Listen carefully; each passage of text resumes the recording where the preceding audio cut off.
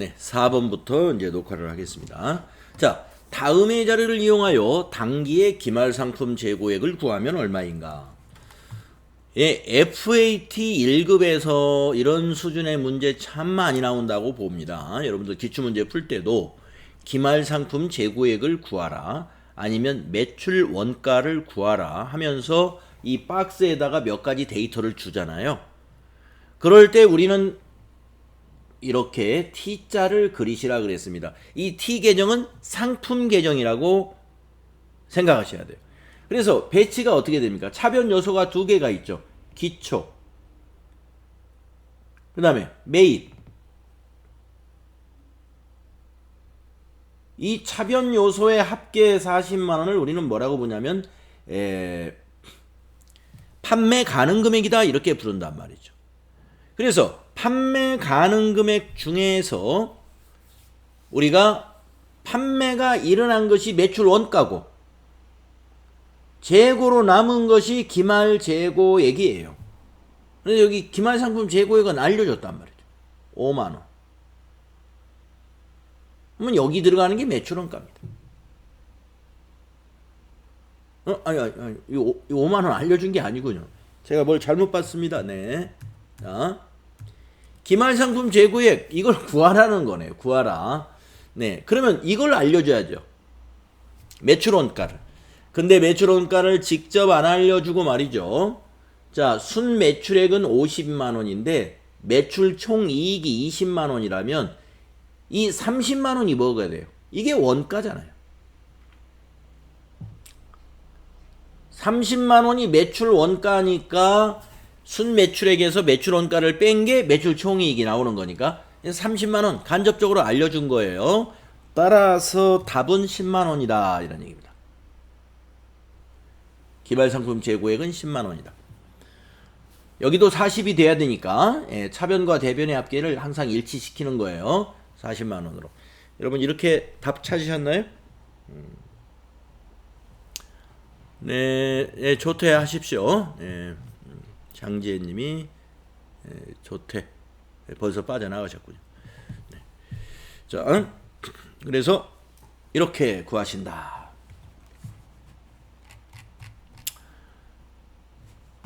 다음에 5번 문제 보겠습니다. 여러분 풀이 과정에서 질문이 있을 때는 여러분 같이 질문해 주시면 더 좋겠습니다. 주식회사 한공은 결산일에 재고자산에 대한 장부를 확인한 결과 5만 원이 있음을 확인했답니다.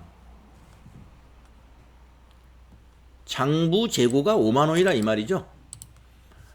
하지만 실사한 결과 4만 5천 원이 남아있는 것을 확인했습니다. 그럼 5천 원이 뭐예요? 감모손실. 아시죠 여러분? 재고자산 감모손실. 수량이 부족해지는 거니까. 남은 자산을 다시 평가한 결과 재고자산의 시가는 장부금액 이하로 하락하여 4만 2천 원으로 확인되었답니다.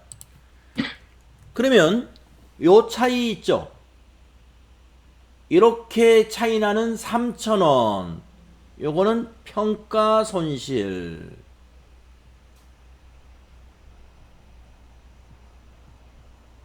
요렇게 차이 나는 거 있죠? 5천 원.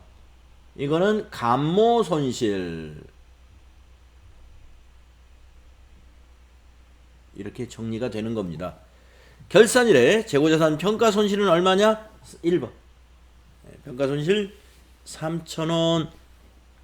이렇게 계산하시면 됩니다. 그렇게 하셨죠? 네. 감모손실은 얼마냐? 5,000원. 자, 그 다음에 6번 문제 보겠습니다. 주식회사 한공은 장기간에 걸쳐 투자이익을 얻을 목적으로 20년 A사 주식 100주를 만원에 주당 만원에 취득했습니다. 100주 만원이면 100만원인가요? 네. 자, 그러면 일단 계정과목이 뭔가를 생각하셔야 돼요. 자, 이 주식은 장기간에 걸쳐서 투자이익을 얻을 목적이다 이랬습니다. 그러면 계정 과목은 전춘옥님 매도 가능 증권. 그쵸? 예, 매도 가능 증권으로 분류가 돼야 됩니다. 매도 가능 증권으로 장기간에 걸쳐 투자 이익을 얻을 목적으로 주식을 샀다면 매도 가능 증권으로 계정 과목을 분류해야 돼요. 자, 그리고 이제 결산일을 맞이해서 A사 주식의 시장 가치가 12,000원이 됐으니까 가격이 올랐네요. 그리고 또 그 뒤로 또 결산일을 맞이해서 시장 가치가 15,000원으로 또 올랐네요. 예. 그러니까 지금 취득한 지 2년이 지났어요. 대략 보면. 그래서 취득한 해의 결산 때 공정 가치가 12,000원, 또 그 다음에 21년도 올해 결산 때 공정 가치, 시장 가치가 15,000원 계속 오르고 있습니다. 자, 옳은 것을 찾아라 그랬어요. 자, 1번 아니면 2번이 답이겠죠. 자, 1번 보겠습니다. 매도 가능 증권으로 분류하고 주식회사 한국은 2021년 매도 가능 증권 평가 이익은 30만 원을 기록한다. 어디에? 12,000원이 15,000원이 됐죠. 12,000원이 매도 가능 증권 평가 이익 30만 원 한 주당 3,000원이니까 곱하기 100주 맞네요. 맞아요. 1번. 다음에 2번은요. 주식회사 한공은 21년 당기 순이익이 30만 원 증가한다.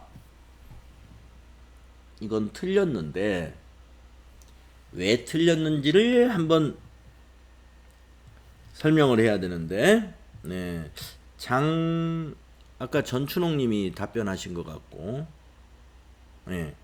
장지혜 님이 조퇴를 했습니다. 예. 그래서 이진희 님 어디 계세요? 네. 네네. 자, 이진희 님 지금 그 2번이 틀렸는데요. 왜 틀렸다고 생각하세요? 모르겠는데요. 모르시겠어요? 자, 1번은 맞은 거 아시죠? 매도 가능 네. 증권, 예, 매도 가능 증권 평가 이익 30만 원 나오죠? 이렇게. 네. 예, 요거 2,000원하고 여기 5,000원이니까 15,000원. 네, 네. 예. 그런데 당기 순이익엔 영향이 없어요. 이유는 모르시겠어요? 알겠어요. 그 이유가 있는데 매도 가능 증권 평가 이익이 30만 원 발생했어도 당기 순이익에는 증가나 감소가 없습니다. 이유가 뭘? 처분한 게 아니니까. 처분한 게 아니니까. 아니에요. 예, 뭐 맞아요. 처분을 했으면 당연히 이익이 나오죠. 근데 제가 원하는 답은 그건 아닌데. 예. 아무튼 예. 처분하지 않았으니까 이익은 아니다. 그것도 틀린 말은 아닙니다. 네, 알았고요. 자, 이 매자님 어디 계신가요? 네. 네, 한번 그 이유가 뭔지 한번 말씀해 보실까요? 2번이 왜 틀렸나요? 당기 순이익이 왜 증가하지 않을까요? 매도 가능 증권으로 분류했으므로 평가 이익이 발생되지 않은 상태에서요. 뭐가 발생이 안 된 거죠? 응? 뭐가 발생이 안 된 거죠? 이것이 주식이 예. 매도 가능 증권 평가 이익. 왜 당기 순이익이 증가 안 할까요? 매도 가능 증권 평가 이익 30만 원은.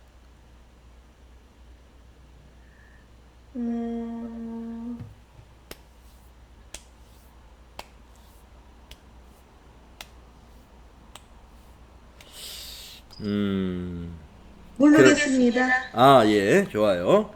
네. 오늘 여러분들 다 인직을 알고 가셔야 돼요. 유인정 씨 어디 계신가요? 네. 유인정 씨 아시나요? 네, 제 생각에는 영업 외 비용이어서 순이익에는 포함 안 되는 건 아닌가요?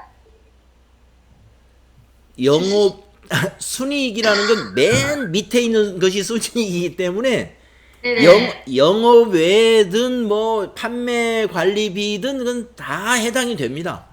단기 네네. 순이익은 맨 밑에 오는 것이기 때문에 네네. 네.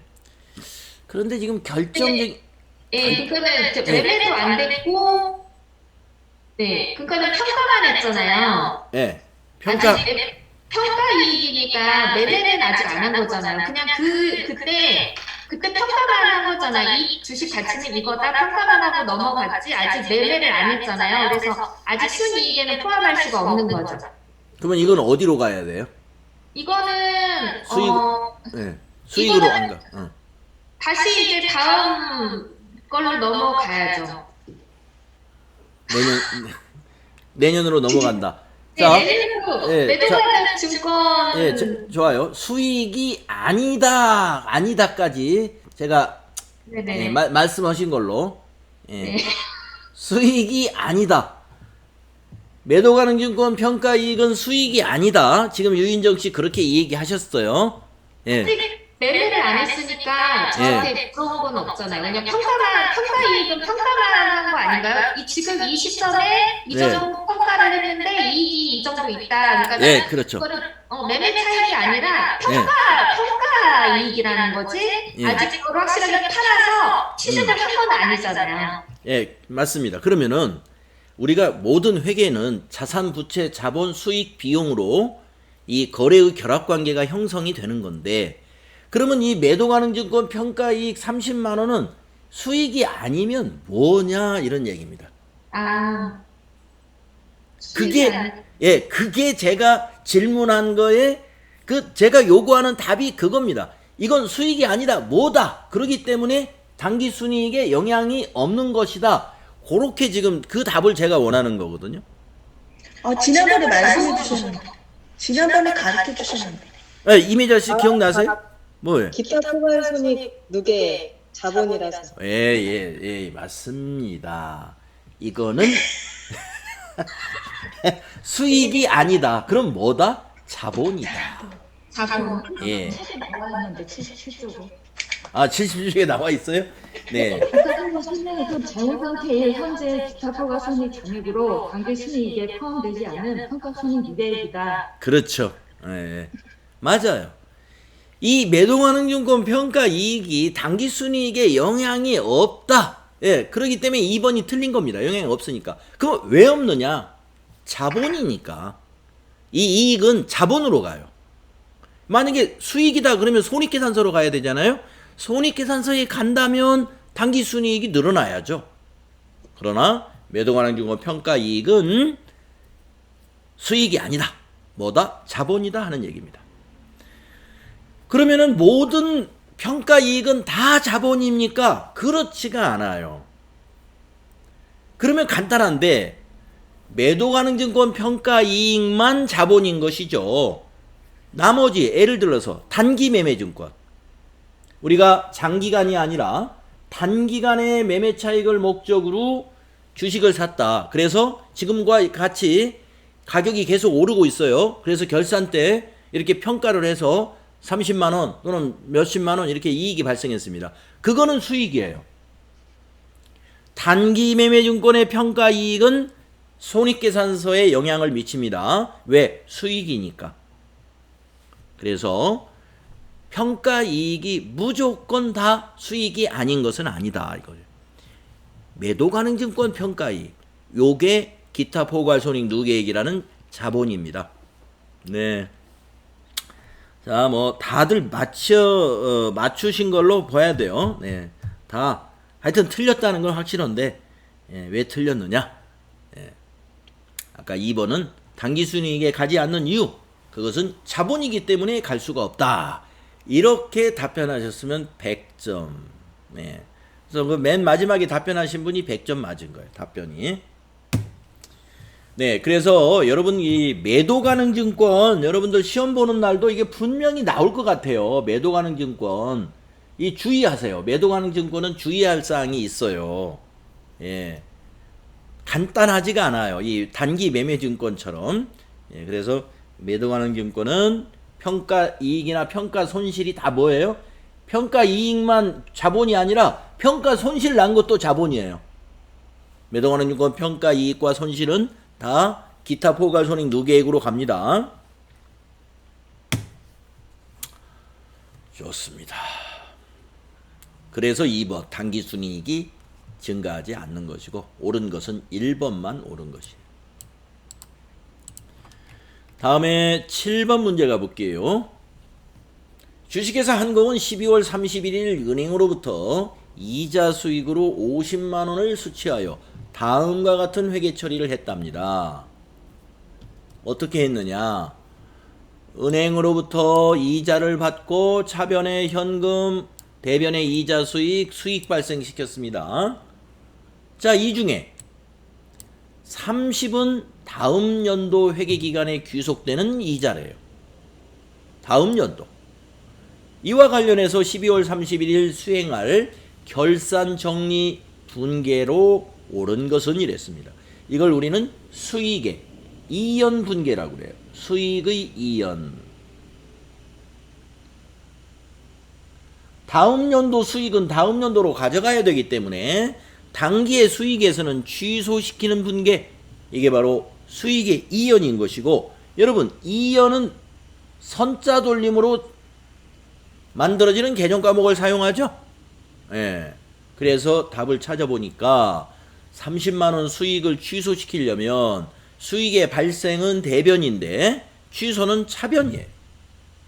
그래서 이자 수익이 차변에 와야 돼. 수익 취소. 그러면 대변에 가는 게 뭐냐? 이연은 선자 돌림이다 그랬습니다. 선자 돌림. 선수 수익이 온다 이거예요. 그래서 답이 3번.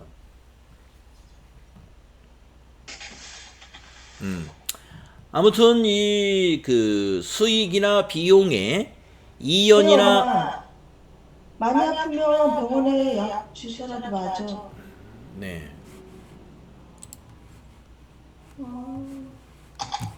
너무 싫어.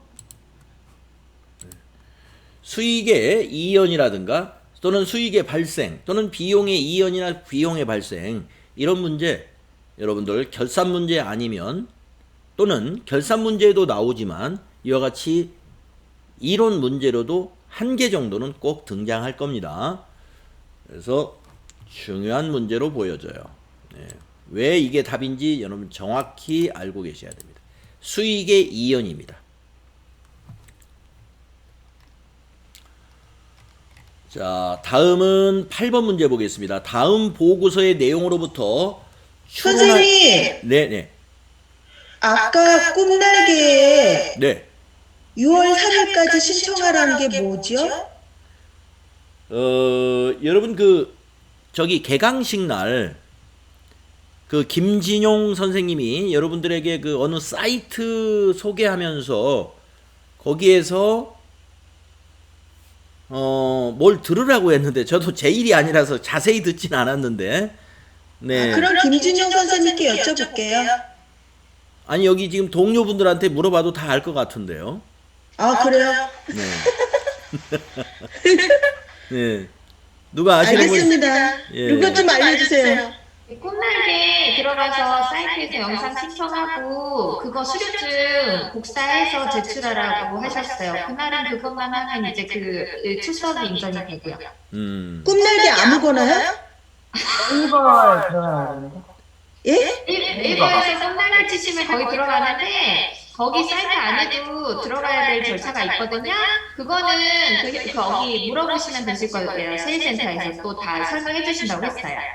알겠습니다. 네. 그렇게 해서 네. 꿈날개 아마 그 김진용 선생님이 그날 설명을 하더라고요. 남자 선생님. 네. 담당이 아마 그 남자 선생님인 것 같아요. 그래서 해주시면 되고. 자, 그다음에 8번 가보겠습니다. 다음 보고서의 내용으로부터 추론할 수 있는 내용으로 옳지 않은 것은, 네, 이 문제 과거에 작년에는 아닌데 재작년인가, 예, 과거에 이런 문제 나왔었습니다. 자, 귀사의 2021년 재무상태표와 손익계산서를 분석한 결과 다음과 같은 특이사항이 발견되었습니다. 매출액은 동종 업종 평균보다 작지만 매출액은 작은데 매출 총이익은 상대적으로 높다. 이 회사는요, 원가율이 낮다는 얘기죠. 그렇잖아요? 다른 업종, 다른 경쟁사보다 매출액은 작은데 매출 총이익이 높다는 것은 매출 원가가 낮다는 얘기예요. 원가가 낮다. 두 번째, 판매비와 관리비는 작년보다 매우 높습니다. 네, 원가는 낮은데 판매비와 관리비는 많이 썼다 이 말이죠. 예, 판매비와 관리비. 판매비와 관리비를 이루고 있는 게 여러분 뭔지 아시죠? 급여, 복리후생비, 접대비, 감가상각비 등등등등. 예, 이게 다 판매비와 관리비입니다. 높은 이유는, 판매비와 관리비 높은 이유는 무슨 이유가 있겠죠. 네. 그 다음에 작년보다 비유동 자산이 급격하게 증가했습니다. 비유동 자산이 뭐예요? 생각나시는 거. 예를 들어서, 자, 원지훈님한테. 네, 김진용 쌤 계신가요? 네. 공부하다 마시고 왜. 조금 아시려나 모르겠는데, 우리가 저 FAT 1급 수강생인데요. 응?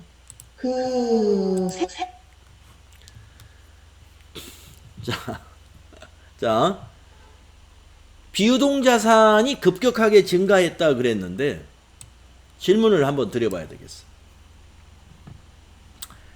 원지훈님, 네. 비유동 자산이 뭔가요? 어떤 것이 있나요? 비유동 자산에는. 건물, 건물. 차량, 운반구. 네, 그런 것들이죠. 네, 건물, 차량 운반구, 비품, 토지, 이런 유형 자산이 대부분 다 비유동 자산에 해당이 되는데, 비유동 자산이 급격히 증가했다는 거 보니까 건물을 샀든지 기계를 샀든지 토지를 샀든지 이런 것을 많이 산 것 같아요. 자, 그러면 이제 어떤 내용인지 파악을 했잖아요. 옳지 않은 거 한번 찾아봅시다. 매출 원가가 하락됐다. 아까 그랬죠? 요거. 매출 총이익이 상대적으로 높다는 것은 원가가 경쟁사보다 낮다는 거예요. 자, 교육훈련비 상승, 이거 해당되지요? 여기 판매비와 관리비가 작년보다 매우 높아졌다고 했으니까 관련되고, 그 다음에 기계장치 과다 구입, 과다인지 뭔지는 모르지만은 하여튼 기계장치도 많이 샀겠죠. 왜냐? 있을 수 있는 일이죠. 여기 비유동 자산이 급격히 증가했다 그랬으니까. 4번, 단기 차입금의 상승, 이거는 위에 있는 경영진단 보고서 어디를 봐도 단기 차입금이라는 건 이거 부채인데, 부채가 많이 증가했다는 말은 어디에도 없습니다. 그래서 추론할 수 없는 얘기죠. 4번은 추론할 수 없는 얘기다. 그래서 답이 4번이 됩니다. 자, 다음에 9번 문제 볼게요. 다음 거래의 분계로 옳은 것은 이랬습니다.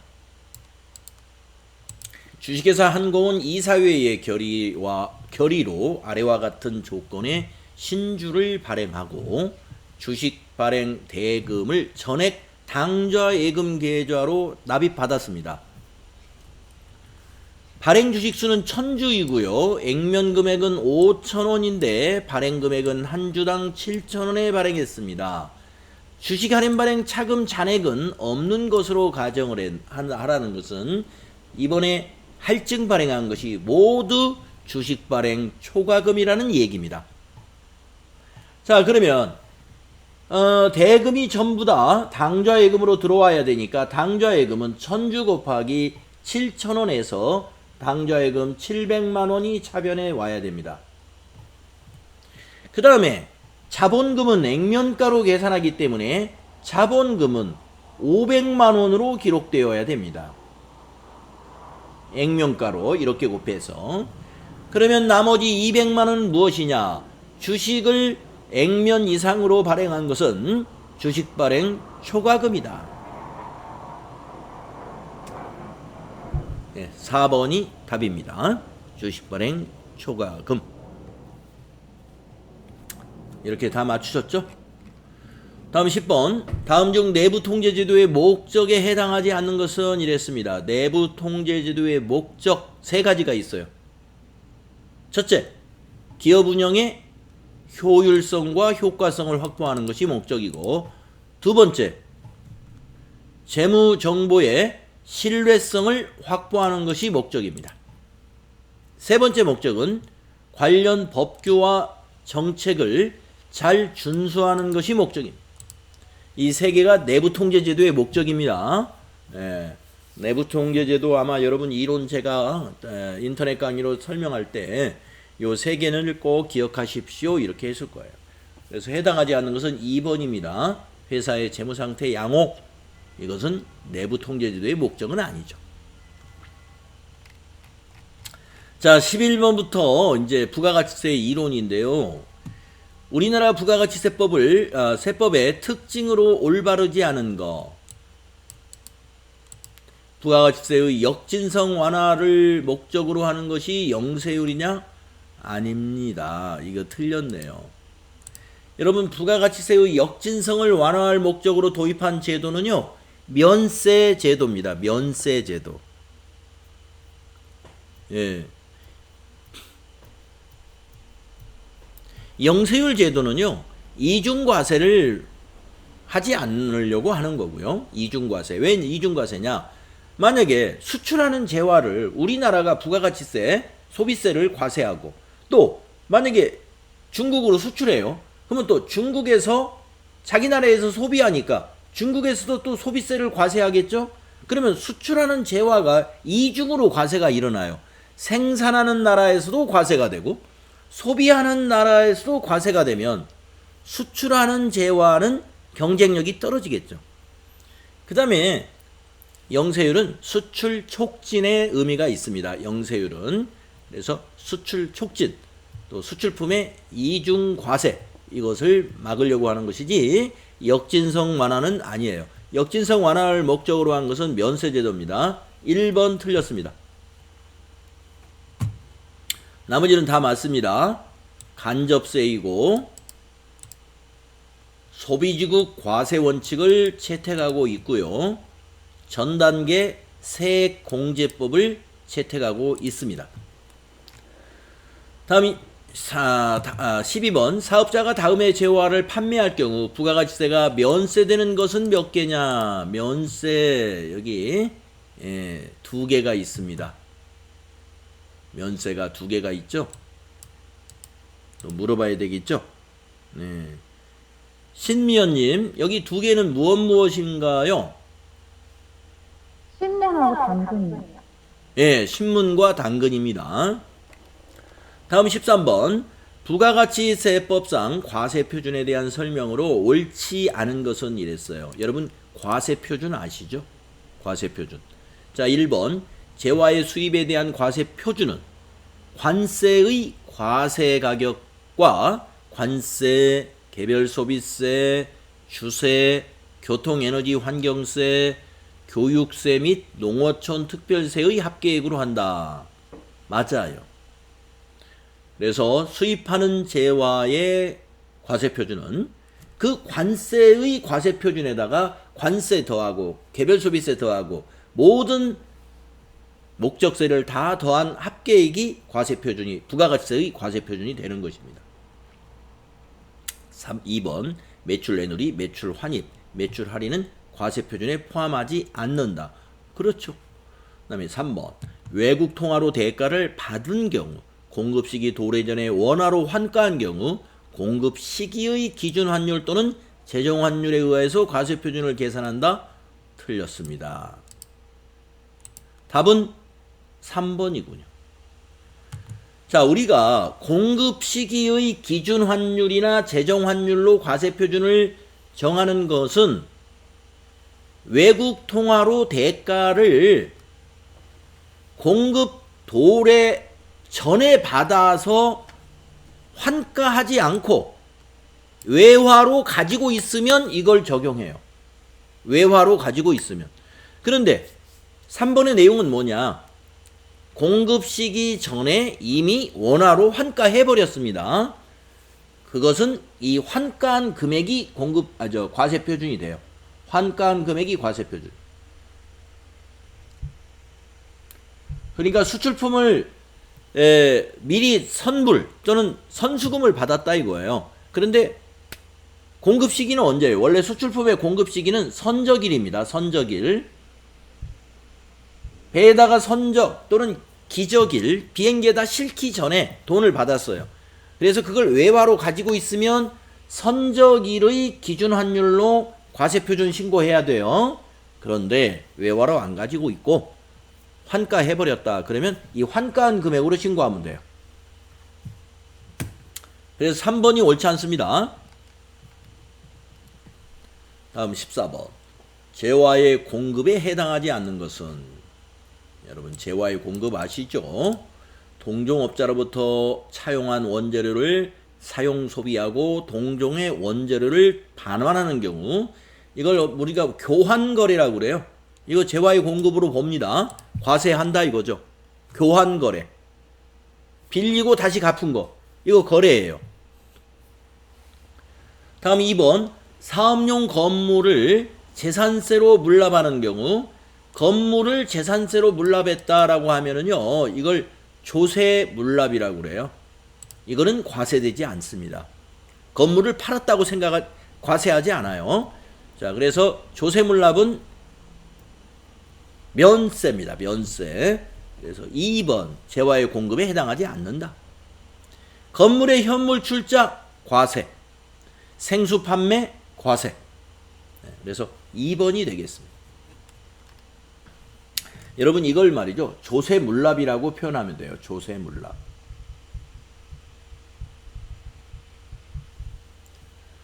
다음 마지막 문제. 다음 중 부가가치 세법상 영세율 적용 대상이 아닌 것은? 영세율 아닌 것 찾아봅시다. 수출이 다 영세율이잖아요. 수출업자와 직접 도급계약에 의해서 공급하는 수출. 국내에서 내국 신용장에 의해서 공급하는 재화. 내국 신용장이라는 것은 수출품의 거래를 말하는 거예요. 국외에서 제공하는 용역, 건설 용역, 영세율 적용합니다. 사업자가 아닌 개인이 소형 승용차를 수입하는 경우, 개인이 수입했다, 영세율 적용해 줄까요? 과세. 4번입니다. 여러분 영세율은 수출에 적용해 주는 것이지 수입하는 경우에 적용하는 영세율은 없습니다. 그래서 4번이 아니다. 자, 우리가 그 모의고사 1회에